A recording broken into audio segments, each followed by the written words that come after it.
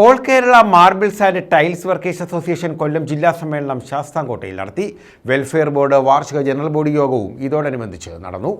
All Kerala marbles and tiles workers association Kollam ജില്ലാ സമ്മേളനമാണ് ശാസ്താംകോട്ടയിൽ നടത്തിയത്. സംസ്ഥാന പ്രസിഡന്റ് സുരേഷ് എം.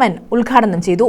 പുരോഗതിയിലേക്ക്, നാടിനെ പുരോഗതിയിലേക്ക് നയിച്ച, മനുഷ്യനെ പുരോഗതിയിലേക്ക് നയിച്ച, ചിന്തകളെ പുരോഗതിയിലേക്ക് നയിച്ച എല്ലാ തരത്തിലുള്ള പോരാട്ടങ്ങളിലും വലിയ പങ്ക് വഹിച്ചവരാണ് തൊഴിലാളികൾ. അത് നമ്മൾ മറന്നുപോകാനായിട്ട് പാടില്ല. കാരണം ആ ഒരു പോരാട്ടങ്ങളിലൂടെ നേടിയെടുത്തതാണ് ഇന്ന് നമ്മൾ അനുഭവിച്ചുകൊണ്ടിരിക്കുന്ന സ്വാതന്ത്ര്യം ഉൾപ്പെടെ എല്ലാ തരത്തിലുള്ള അവകാശങ്ങളും. പുതിയതായിട്ട് ഒരവകാശം പോലും നമുക്ക് നേടിയെടുക്കാനായിട്ട് സാധിച്ചിട്ടുണ്ടോ എന്ന് ചോദിച്ചാൽ നമുക്കും സംശയിക്കേണ്ടി വരും. സ്വാഗത സംഘം ചെയർമാൻ മനോജ് പുതുശ്ശേരി അധ്യക്ഷത വഹിച്ചു. സ്വാഗത സംഘം കൺവീനർ ഷെൽവരാജ് സ്വാഗതം പറഞ്ഞു.